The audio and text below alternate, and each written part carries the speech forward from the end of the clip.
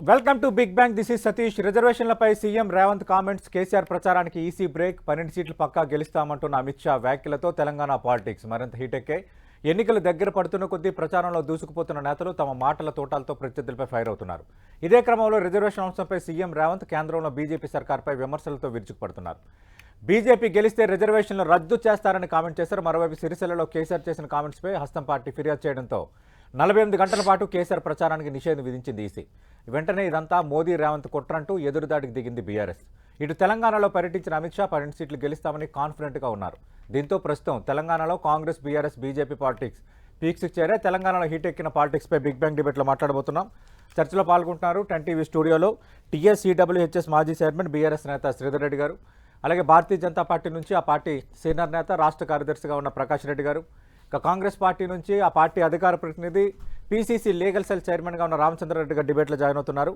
నిన్న బీజేపీ ఉద్దేశించి రిజర్వేషన్ల రద్దుకు సంబంధించి సీఎం రేవంత్ రెడ్డి ఏమన్నారో ఒకసారి చూద్దాం. 1925లో మొదలైన ఆర్ఎస్ రాష్ట్రీయ స్వయం సేవక్ సంఘ్ 100 సంవత్సరాలలో వాళ్ళకు కొన్ని గోల్స్ పెట్టుకొని బయలుదేరారు. ఒకటి, దేశాన్ని హిందూ దేశంగా ప్రకటించాలని, 2 రిజర్వేషన్లను తొలగించాలని. ఇట్లాంటి చాలా ప్రాధాన్యతతో కూడుకున్న అంశాలు ఉన్నాయి. మిగతా 370 ఆర్టికల్ కానీ, ట్రిపుల్ తలాక్ కానీ, సిటిజన్ అమెండ్మెంట్ యాక్ట్ కానీ, యూనిఫామ్ సివిల్ కోడ్ కానీ, ఇవన్నీ ఆర్ఎస్ఎస్ యొక్క విధానాలు. వాటన్నిటినీ మోడీ గారు, అమిత్ షా గారు పూర్తి చేసిండ్రు 17వ లోక్సభలో. ఇప్పుడు 18వ లోక్సభలో 2025 రాబోతుంది కాబట్టి రిజర్వేషన్లను రద్దు చేయడానికి ప్రణాళికబద్ధంగా, పకడ్బందీగా ఈరోజు వాళ్ళు ఈ కార్యక్రమాన్ని చేపట్టిండ్రు. ఈ విషయాలను నేను ప్రస్తావించిన ఎంబడే నా మీద కేసు పెట్టి ఎవరో సోషల్ మీడియాలో పోస్టింగ్ పెడితే ఒక రాష్ట్ర ముఖ్యమంత్రిని బాధ్యుని చేసి, ఫిర్యాదుదారులు ఎవరు? భారతీయ జనతా పార్టీకి ఢిల్లీలో శాఖ ఉంది, తెలంగాణలో శాఖ ఉంది, భారతదేశం అంతుంది, ఇతర దేశాలలో కూడా వాళ్ళకి సభ్యులు ఉన్నారంటూ. ప్రకాష్ రెడ్డి గారు, ఎన్నికల వేళ ఈ రిజర్వేషన్ల రద్దు అంశం కొంత చర్చనీయాంశం అవుతుంది. నిన్న సీఎం రేవంత్ రెడ్డి కామెంట్స్ కూడా మీరు విన్నారు సార్. బల్లగుద్ది చెబుతున్న బీజేపీకి వేసే ప్రతి ఓటు రిజర్వేషన్ల రద్దుకే. రాజ్యాంగం మార్చాలా వద్దా అనేదే ఇప్పుడు చర్చ. మార్చాలంటే ఎన్డీఏకు ఓటేయాలి, వద్దనుకుంటే ఇండియా కూటమికి ఓటేయాలి. ఇది నిన్న సీఎం రేవంత్ చేసిన కామెంట్. దానిపై మీ స్పందన ఏంటి సార్? ఒక అబద్ధాల కోరు అంతకంటే పచ్చి అబద్ధాలు ఇంకెవడు మాట్లాడాలని అనుకుంటా. ఇవి ఒక దుర్మార్గపు అబద్ధాలు. అంటే అబద్ధాలకు కూడా ఒక అంటే ఒక నాయకుడికి క్రెడిబిలిటీ ఉంటది మాట్లాడేటప్పుడు.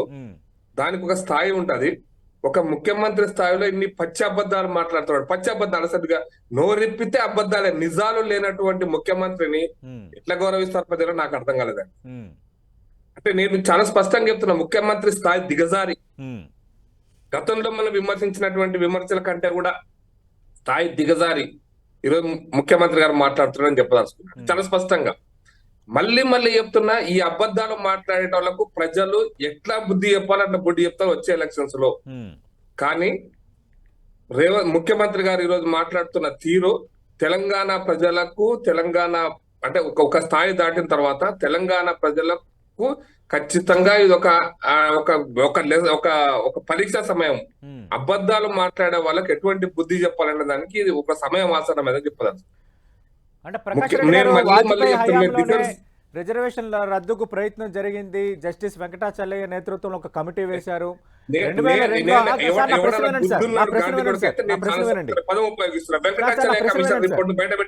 అదే సార్ నా ప్రశ్న వినండి. అధికారులు ఉన్నారు కదా, మన్మోహన్ సింగ్ అధికారంలో ఉండు కదా. 2000లో వాజ్పేయి ఉన్నప్పుడు వెంకటాచలయ్య కమిటీ వేశారు. 2002లో అది ఒక రిపోర్ట్ ఇచ్చింది. 2004లో యూపీఏ వచ్చింది కాబట్టి అది పక్కకి వెళ్ళిపోయింది. కానీ లేదంటే ఎప్పుడో రిజర్వేషన్లు రద్దు అయిపోయేవి. ఇదే నిన్న ముఖ్యమంత్రి చేసిన మరో కామెంట్. నేనేమంటున్నా అంటే, భారత ప్రధానమంత్రిగా 10 సంవత్సరాలు మన్మోహన్ సింగ్ పనిచేశాడు. మీ ప్రభుత్వం అధికారంలో ఉంది ఫుల్ మెజార్టీతో. అంటే వాళ్ళు అధికారంలో 10 ఏళ్ళు గడిచారు కదా. వెంకటాచలయ్య కమిషన్ రిపోర్ట్ ను అప్పుడు ఎందుకు బయట పెట్టలేదు? బీజేపీ తప్పు చేసిందని ఎందుకు చెప్పలేదు? ఎన్నికలకు ముందు ఓట్ల కోసం ఎంతకైనా దిగజారేటువంటి నీచ ప్రవృత్తి కాంగ్రెస్ పార్టీలో నడుచుకుందండి. నీచ ప్రవృత్తి. నేను మళ్ళీ ఒక 2 పాయింట్స్ చెప్తున్నా. ముఖ్యమంత్రి గారు మాట్లాడినటువంటి ఒక అంశం, 370 ఆర్టికల్ 1951లో మేము చెప్పినాం తీసేస్తామని. 2020లో తీసేసినాం, అయిపోయింది 2019. యూనిఫామ్ సివిల్ కోడ్ మేము ఇప్పుడు కూడా మా ఎజెండాలో ఉంది. యూనిఫామ్ సివిల్ కోడ్ అయిపోలేదు. 35A మేము తీసుకొస్తామని తీసుకొచ్చేసినాం.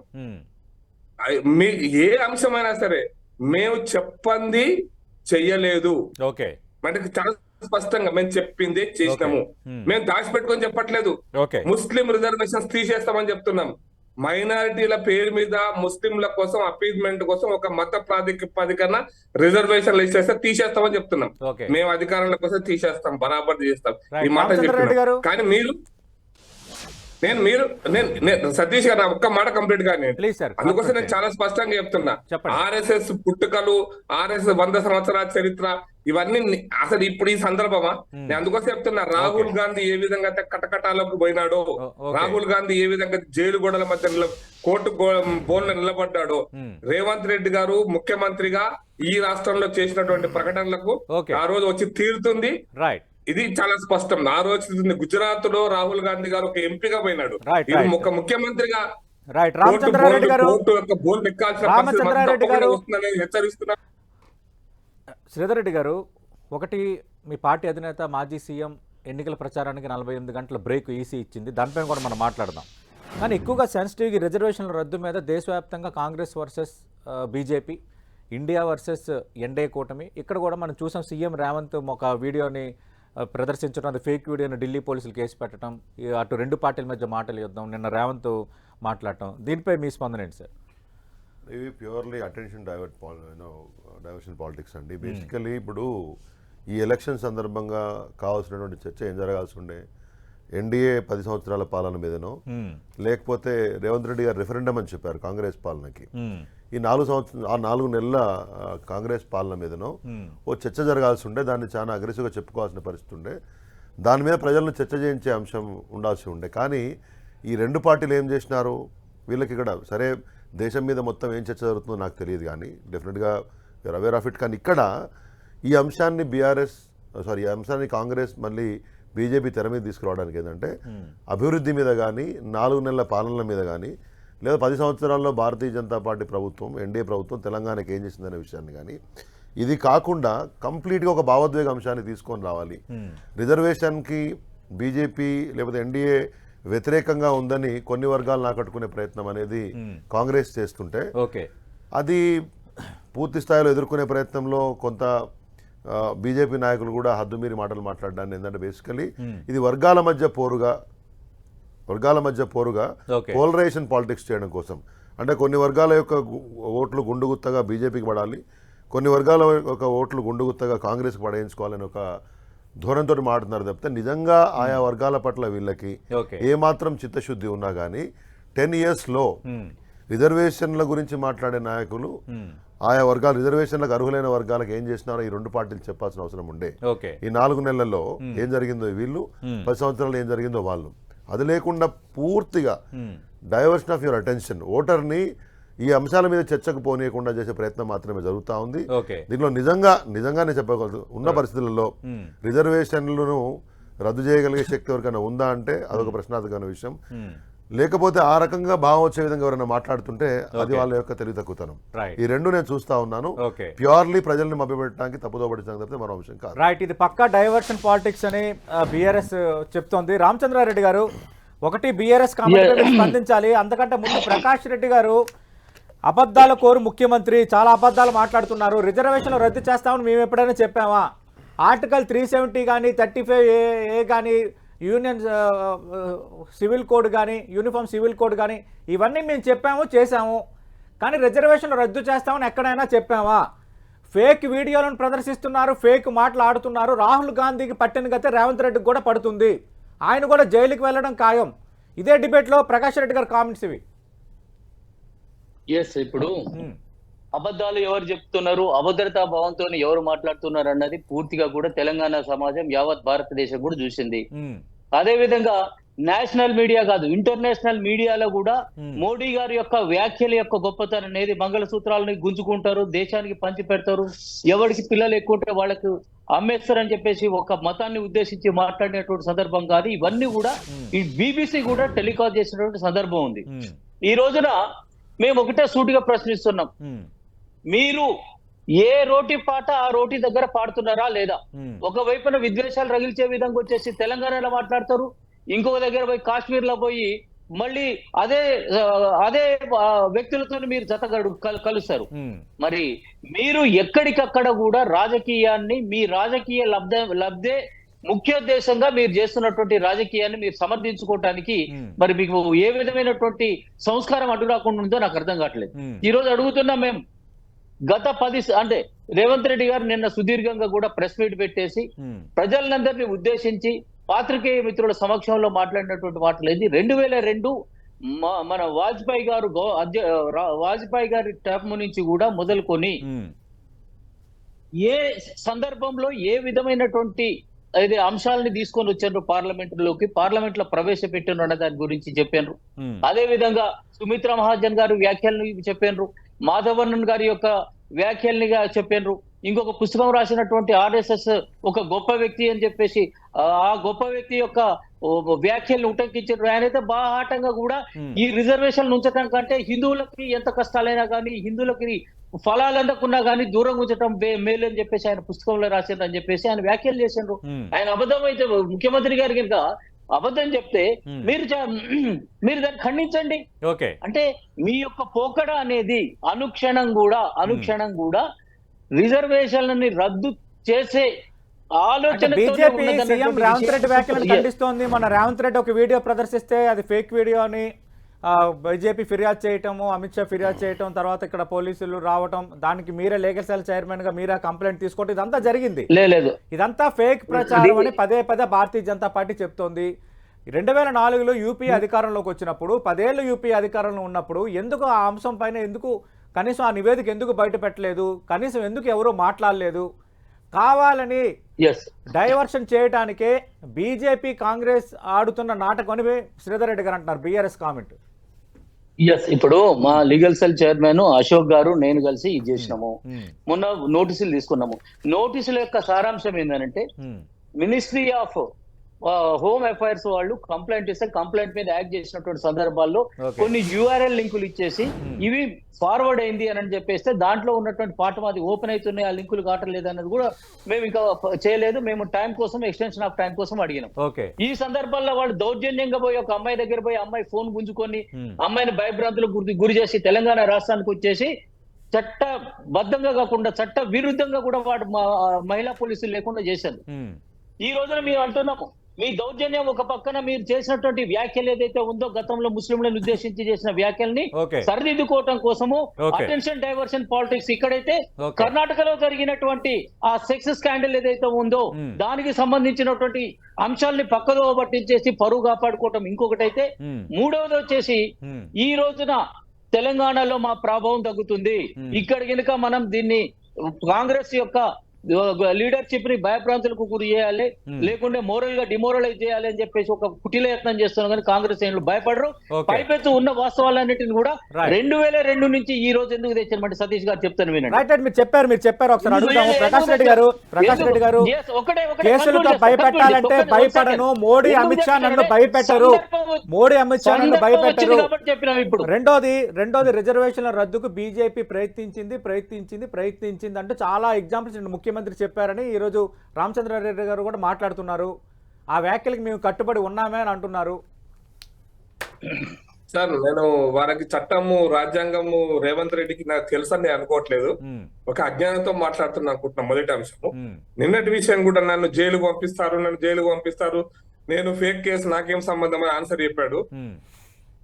నేను చాలా స్పష్టంగా ఒక మాట చెప్తున్నా. రేవంత్ రెడ్డికి వచ్చినటువంటి నోటీసు, ఆయనకు అక్యూజ్డ్ నోటీస్, ఒక నిందితుడి నోటీస్ రాలే. ఈ ఫలానా కేసులో మీరు సాక్ష్యం చెప్పండి, మీ యొక్క దర్యాప్తులో మీరు భాగం కాబట్టి దర్యాప్తు కోసం మీరు మాకు సహకరించండి అని చెప్పి నోటీస్ అది.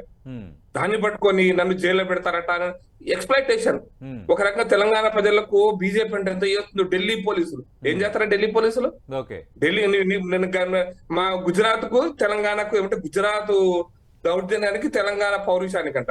నేనేమంటా తెలుస్తున్నా, నీ ఇటలీ వారసత్వానికి ఇటలీ సార్వభౌమాధికారానికి భారతీయ ఏమంట స్వాభిమానానికి మధ్య జరుగుతున్న పోరాటం అంట.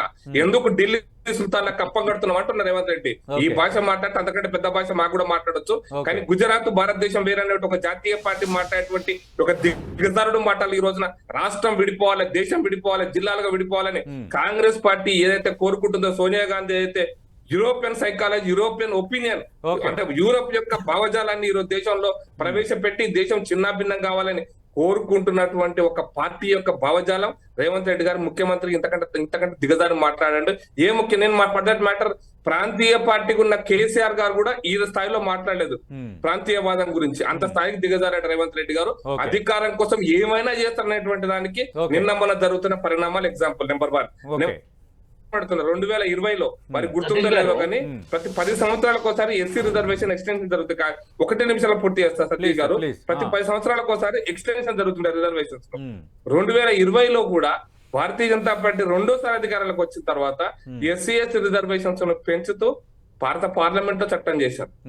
అంతెందుకు 2002లో నేను మళ్ళీ గుర్తు చేస్తున్నా, అటల్ బిహారీ వాజ్పేయి కాలం గురించి వారు మాట్లాడారు కాబట్టి చెప్తారు. 2002లో అటల్ బిహారీ వాజ్పేయి గారు ఎస్సీ ఎస్టీ రిజర్వేషన్ 81 రాజ్యాంగ సవరణ కూడా నాకు గుర్తున్నంత వరకు ఎస్సీ ఎస్టీలకు సంబంధించి బ్యాక్లాగ్ పోస్టులను జనరల్ కోటా కింద కన్వర్ట్ చేసేటువంటి ఆ పరిస్థితి నుంచి ఎట్టి పరిస్థితుల్లో ఎస్సీ ఎస్టీ బ్యాక్లాగ్ పోస్టులు 10 ఏళ్ళైనా సరే జనరల్ కోటాకు మారకుండా స్పెషల్ డ్రైవ్, ప్రత్యేకమైనటువంటి డ్రైవ్ ద్వారా ఎస్సీ ఎస్టీ రిజర్వేషన్ అమలు చేయాలి. ఎస్సీ ఎస్టీల కోసం 10-20 సంవత్సరాలైనా సరే ఆ పోస్టులు ఖాళీగా పెట్టాలనేటువంటి నూతనమైన చట్టాన్ని తీసుకొచ్చింది భారతీయ జనతా పార్టీ నాయకత్వంలోని వాజ్పేయి ప్రభుత్వం సార్. ఇది చట్టం తెలియకపోతే, రాజ్యాంగం యొక్క స్ఫురణ తెలియకపోతే మేము చెప్తాం ప్రజల ముందు మీరు కాంగ్రెస్ పార్టీని మేము కూడా చూపిస్తాం చట్టాలను. శ్రీధర్ రెడ్డి గారు, భారత రాజ్యాంగ సవరణ ఎక్కడెక్కడ జరిగిందో అవి document, black and white documents చూపెట్టలేక దిగజారి మాట్లాడాలి కానీ లేకపోతే మేము బట్టలు. రైట్ శ్రీధర్ రెడ్డి గారు, ఇదొక అంశం. అయితే రెండో కీలకమైన అంశం, మీ పార్టీ అధినేత నేను ప్రారంభంలో ప్రస్తావించాను, 48 గంటల పాటు ఈసీ నిషేధం విధించింది. అంటే ముఖ్యమంత్రి ఆ స్థాయిలో అది మాజీ ముఖ్యమంత్రి ఆ స్థాయిలో మాట్లాడటాన్ని కాంగ్రెస్ తప్పుపట్టడం, ఈసీకి ఫిర్యాదు చేయటం, దానితోనే ఈ నిషేధం విధించారు అన్నది ఈసీ వర్గాలు, కాంగ్రెస్ వర్గాలు చెప్తున్నమాట. అంటే ఒకటండి, ఇప్పుడు సరే ఈసీ ఏ అంశాలని ప్రాతిపదిక తీసుకుందో మాకు అర్థం కాలేదు. కానీ ఇవాళ కాంగ్రెస్ పార్టీ సిరిసిల్లలో కేసీఆర్ చేసిన కామెంట్స్, అదే చెప్తున్నాను. ఇప్పుడు కామెంట్స్ని కాంగ్రెస్ పార్టీ వాళ్ళు కంప్లైంట్ చేశారు. రేవంత్ రెడ్డి గారు ఏ సభల్లో ఏ భాష మాట్లాడుతూ ఉన్నారు? తొండలేస్తాము, లేకపోతే కొడతాము, తంతాము, గుంజుతాము, గుడ్లు పీకుతాము, ఇవన్నీ కూడా అత్యంత పార్లమెంటరీ భాష, మంచి సాంప్రదాయకరమైన భాష, గౌరవప్రదమైన భాష. కేసీఆర్ గారు ఏమైనా మాట్లాడితే మాత్రం తప్పై ఉంటే మాత్రం అది ఎలక్షన్ కమిషన్ ఆఫ్ ఇండియా తీసుకున్నటువంటి నిర్ణయం కాబట్టి అది తీసుకున్నప్పుడు మరి ఈ భాష ఎందుకు కనబడట్లేదు అనే విషయాన్ని కంప్లైంట్ చేస్తాం కూడా. బట్ కొన్ని ఇప్పుడు ఈసీ అనేది రెగ్యులర్ గా వాచ్ చేస్తానే ఉంటుంది కదా, ఓన్లీ బేస్డ్ ఆన్ కంప్లైంట్స్ నిర్ణయం తీసుకోవాల్సిన అవసరం లేదు. ఎక్కడైనా ఎలక్షన్ కమిషన్ నియమావళిని ఉల్లంఘిస్తే ఖచ్చితంగా వాళ్ళు సుమోటో చర్యలు తీసుకునే అధికారం కూడా ఈసీ దగ్గర ఉంటుంది. ఎందుకట్లా మరి అధికార పార్టీ నాయకుల యొక్క, బీజేపీ నాయకుల యొక్క ప్రసంగాలను ఎక్కడ కూడా ఈసీ పరిగణలోకి తీసుకోవట్లేదు అనే విషయాన్ని కూడా చర్చించాల్సిన అవసరం ఉంది ఖచ్చితంగా. ఒకటి నేను చెప్తా ఉన్నానండి, నిర్బంధాన్ని మీరు నమ్ముకుంటే ఆ నిర్బంధం మిమ్మల్ని అధపాతానికి తొక్కేస్తుంది. ఇప్పుడు నిన్న మన్నే క్రిషాంక్ని అరెస్ట్ చేసినారు పోలీసులు. నాకు నిజంగా ఆశ్చర్యం వేసింది. ఇప్పుడు ఇటువంటి కేసెస్లో ఒక నోటీస్ జారీ చేస్తారు జనరల్గా, ఐ డోంట్ నో సెక్షన్స్లో కొన్ని ఏమన్నా తీవ్రంగా ఉన్నాయో తెలియదు, నేను చూడలేదు పూర్తి స్థాయిలో. కానీ మరి ఇప్పుడు ఒక సోషల్ మీడియా పోస్ట్లో మీకు అంత అభ్యంతరకరం అనిపిస్తే ఒక నోటీస్ జారీ చేస్తారు. ఆ నోటీస్లో సంతృప్తికర అంశాలు లేకపోతే మళ్ళీ మీరు మాట్లాడచ్చును. హాఫ్ ద వే వస్తున్నప్పుడు తీసుకొని పోయి ఆ తర్వాత అంత హైడ్రామా వైరల్ చేయడానికి సమర్థించుకుంటున్నారా? నకిలీ వైరల్ చేశారనేది ప్రధాన ఆరోపణ. నకిలీ నోటీసా మరొకట అనేది ఇప్పుడు విచారణలో తేలుతుంది. Krishank already has condemned it, party కూడా కండెమ్ చేసింది. ఓకే. నేనేమంటున్నా అంటే అంత అంటే భయభ్రాంతులు చేసే ప్రయత్నమే కదా మీరు అనేవాళ్ళు. ఇవాళ మేము గినక అట్లా ప్రయత్నం చేసి ఉంటే పోయిన 5 సంవత్సరాల్లో ఇవాళకి కూడా కొంతమంది యూట్యూబర్లను కాంగ్రెస్ పార్టీ వాళ్ళు ఎంకరేజ్ చేసే యూట్యూబర్లు మరొకళ్ళు వాళ్ళ భాష వాళ్ళు ఇచ్చే కంటెంట్ ని చూస్తే వీళ్ళందరినీ జైల్లో పెట్టాలి కదా. నేను ఒకటే ఇవాళ స్ట్రైట్ గా చెప్తున్నాను ప్రభుత్వానికి, మీరు నిర్బంధానికి గురి చేసి భయాందోళనకు గురి చేసి ఏదో చేయాలనుకుంటే మీరు అభద్రతా భావనలు పనులు చేస్తూ ఉన్నారు. నేను చెప్తా ఉన్నాను కదా, కార్యకర్తలకు ఫోన్లు చేయటం, నాయకులకు ఫోన్లు చేయటం, పొద్దున్న లేస్తే బీఆర్ఎస్ పార్టీ నాయకులను వెంబడిపడి ఏదో రకంగా నయానా భయాన బెదిరించి కాంగ్రెస్లో చేర్చుకునే ప్రయత్నం. ఎందుకంత భయం? నిజంగా నేను ఇక్కడి నుంచి సూటిగా ముఖ్యమంత్రి గారు చెప్తున్నాను, రేవంత్ రెడ్డి గారు, మీరు మీ 4 నెలల పాలనకే రిఫరెండం అనుకుంటే ఈ ఎలక్షన్స్ అయితే ఉన్నాయో మీరు మీ యొక్క పార్టీ స్ట్రెంగ్త్ తో గెలవండి. ఒక్క బీఆర్ఎస్ నాయకుడి మీద నుంచి కూడా ఇవాళ వాళ్ళకు ఫోన్లు చేయించి మనుషులను పంపించి ప్రలోభపెట్టే ప్రయత్నం చేసి బెదిరించే ప్రయత్నం చేసి వాళ్ళకున్న ఆస్తుల మీద దాడి చేస్తామని చెప్పి ఇవన్నీ కాకుండా ఇప్పుడు నేను కంటోన్మెంట్ బై ఎలక్షన్ లో in charge I'm experience so many. పొద్దున్న లేస్తే బీఆర్ఎస్ పార్టీ నాయకుల ఇళ్లకు వస్తుంది. నేనేం చెప్తున్నా అంటే మీరు నిజంగా కనుక మీకు శక్తి ఉందని అనుకుంటే, ఒకటే నిమిషం, మీ 4 నెలల పాలన బ్రహ్మాండంగా ఉంది అనుకుంటే, మీ ప్రభుత్వం ఉంది కాబట్టి మీకే ఓటేయాలనుకుంటే, నిర్బంధం లేకుండా పోలీసును వాడకుండా ఎటువంటి ప్రలోభాలకు గురి చేయకుండా పక్కపాటి నాయకులను అట్లీస్ట్ ఇవాటి నుంచైనా చేర్చుకోకుండా చేతనైతే గెలవండి. ఇది కదా మీరు చేయాలి. నేను ఒకటే ఫైనల్ చెప్తున్నాను, ఇటువంటి నిర్బంధాలు చేయడం మూలాన ప్రజల్లో మరింత పల్చన్ అవుతారు. ఇవాళ ఇప్పుడు కేసీఆర్ గారి యొక్క ప్రచారం ఆపేయడం అనేది ఈసీ తీసుకుంది. కంప్లైంట్ ఎవరు? కాంగ్రెస్ పార్టీ చేశారు. మీ వీడియోలు చూసుకోండి. రెండవది నిన్న క్రిషాంక్ రేవంత్ రెడ్డి ఒకటే క్రిషాంక్ అనేవాడు ఫేక్ నోటీస్ చేశారు అంటున్నారు కదా, మరి ఫేక్ వీడియోలు తయారు చేసిన వాళ్ళు ఏం చేయాలి? Why BJP is keeping BJP అంటే రామచంద్రారెడ్డి గారు నిర్బంధాలతో గెలవలేరు రెఫరెండం అంటున్నారు కదా. అసలు బీఆర్ఎస్ నేతలను తీసుకోకుండా, బీఆర్ఎస్ నేతలను ఫోన్ చేయకుండా, బీఆర్ఎస్ నేతలను అరెస్ట్ చేయకుండా ఈ ఎన్నికలు గెలవగలరా? ఇది శ్రీధర్ రెడ్డి గారు అడుగుతుంది. ఇప్పుడు కేసీఆర్ పై 48 రేవంత్ రెడ్డి చేసిన వ్యాఖ్యలు ఎన్ని రోజులు నిషేధం విధించాలి? ఇది వాళ్ళు అడుగుతున్నారు. ఫస్ట్ పాయింట్, ఆ నిషేధానికి మాకు సంబంధం లేదు. కంప్లైంట్ చేయటం అనేది మా యొక్క మనోభావాలు దెబ్బతింటే ఖచ్చితంగా కూడా మా హక్కు అది. కంప్లైంట్ చేసినాము, అది మా హక్కు. అది 1 థింగ్. నెంబర్ 2, ఈ రోజున బ్లాక్ మెయిలింగ్ గురించి లేకుంటే వేరే పార్టీని తీసుకోవడం గురించి మాట్లాడుతున్నారు అని అంటే అదొక హాస్యాస్పదమైనటువంటిది. అది దయ్యాలు వేదాలు వల్లించినట్లే. ఎవరండి అధికారంలో ఉన్నప్పుడు సర్పంచ్ స్థాయి నుంచి సార్ ఒక్క నిమిషం, అడిగిన ప్రశ్నకు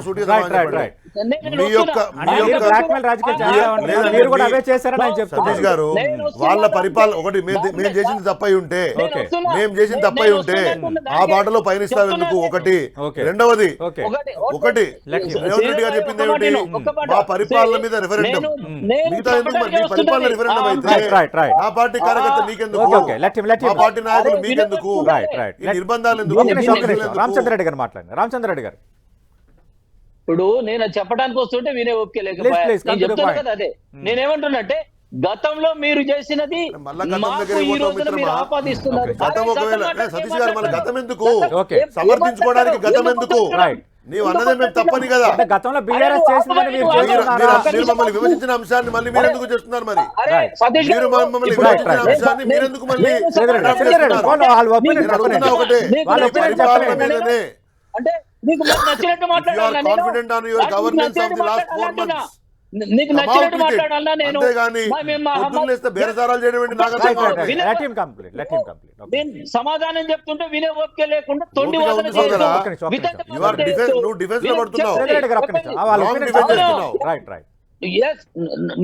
నాకు తెలుసు రాంగ్ డిబేటో రైట్ డిబేటో.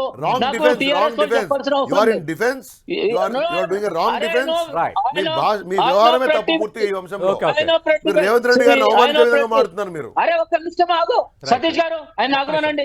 ఇప్పుడు నేను చెప్తున్నా గారు నేనేమంటున్నా, ఏకవచనం కరెక్ట్ పద్ధతి కాదు. నేను ఏకవచనం కాదు, మధ్యన ఇంటర్ఫియర్ కాకుండా చెప్తున్నా. నేను ఒక్క మాట, ఒకటి నేను చెప్పేది వినాలి. నేనేమంటున్నా, గతంలో మున్సిపల్ ఎలక్షన్లలో మా కాంగ్రెస్ పార్టీ నుంచి పోటీ చేసిన కార్పొరేట్లని ఉన్న కార్పొరేట్లు అందరినీ తీసుకుపోయి గెలిచి 100 సీట్లు గెలిచినామని డంకా బజాయించిందో ఆ రోజున టీఆర్ఎస్ పార్టీ కదా. ఈ రోజున ఏంటంటే టీఆర్ఎస్ పార్టీకి నూకలు చెల్లినాయి, బీఆర్ఎస్ పార్టీకి మన రాజకీయ భౌతవ్యం లేదు. ఇన్నాళ్ళు ఎట్లాగూ ఒకపోత భరించినము, ఇకనైనా కానీ ప్రజాస్వామ్యంగా కాంగ్రెస్ పార్టీలో గెలిచినటువంటి నాయకులు స్వేచ్ఛా నాయకులు పిలుస్తున్నారు.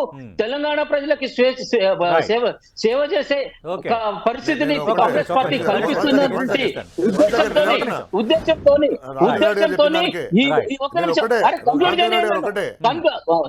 ఒకటి దయచేసి కంక్లూడ్ చేయండి ప్లీజ్. కాబట్టి మీ నాయకులు గాని వేరే పార్టీ వాళ్ళు గాని మా దగ్గరకు వచ్చి అప్రోచ్ అవుతున్నారు తప్పితే కాంగ్రెస్ పార్టీ ఎప్పుడు కూడా ఎవరిని ఆహ్వానించలేదు, బెదిరించలేదు. ఆ సంస్కృతి మాది కానే కాదు.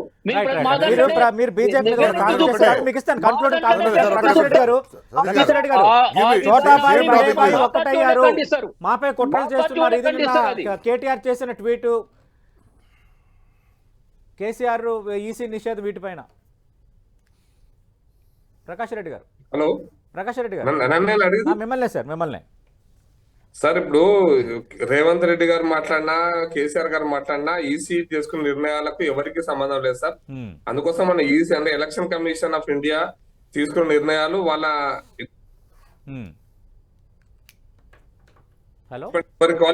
డెసిషన్ తీసుకుంటారు సార్. ఎలక్షన్ కమిషన్ ప్రవర్తిస్తుందని అనుకుంటున్నాను. అందుకోసమని ఆ భాష బంద్ చేయడం అనేది ఈవెన్ రేవంత్ రెడ్డి గారు కూడా అప్లై అవుతారు సార్. ఆ భాష బంద్ చేయడం, ఇష్టం వచ్చినట్టు కోడిగుడ్లు చూపెట్టడం, అరే కోడిగుడ్లు గుర్రం గుడ్డు అనుకుంటే ఇంకో గుడ్డు కూడా చూపిస్తాం కదా, ఎందుకు దిగజారుతున్నారు? ఇప్పుడు నిన్న రేవంత్ రెడ్డి గారు గుడ్లు చూపించారు, 2 గుడ్లు. అదేమన్నా భాషనా? అంటే గాడిది గుడ్డు అనేది ఒక భాషనా? అంటే ఆ స్థాయికి ఎందుకు దిగజారుతుండే రేవంత్ రెడ్డి గారు? అందుకు నేను అంటున్నట్టే రేవంత్ రెడ్డి గారు మాట్లాడుతున్న తీరు చూస్తే ముందు రేవంత్ రెడ్డి గారిని ఎలక్షన్ ప్రచారం నిషేధించాలనేటువంటి పరిస్థితి మాట్లాడుతున్నాడు. ఆ హావభావాలు కూడా కాంగ్రెస్ కంప్లైంట్ చేస్తారా రేవంత్ రెడ్డి పైన?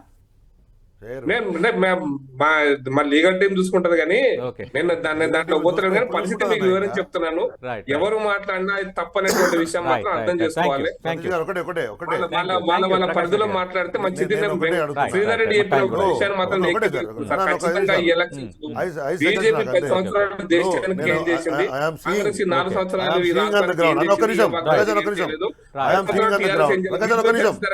కోరుకుంటా సార్. అర్థవంతమైన చర్చ, గౌరవ థ్యాంక్ యూ రామచంద్ర రెడ్డి గారు. ఇప్పుడు I'm also there in cantonment, I'm seeing on the ground. ఇంకో ఒక్క బీఆర్ఎస్ పార్టీ నాయకుని ఇంటికి ప్రలోభం పెట్టడానికో, లేకపోతే వాళ్ళని ఇబ్బంది పెట్టడానికో, లేకపోతే వాళ్ళ మీద నిర్బంధం ప్రయోగించకుండానో మీరు అన్ని చోట్ల ఎలక్షన్ గెలవగలుగుతారా? If you are taking it as a referendum, I am demanding the honourable chief minister.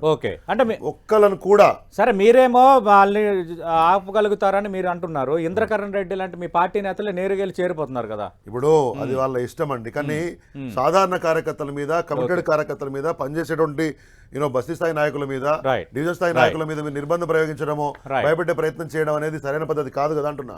అట్లా లేకుండా రండి ముందుకు చేతనేత చూసుకుందాం. థ్యాంక్ యూ సీతారెడ్డి గారు, థ్యాంక్ యూ రామచంద్ర రెడ్డి గారు, థ్యాంక్ యూ ప్రకాష్ రెడ్డి గారు.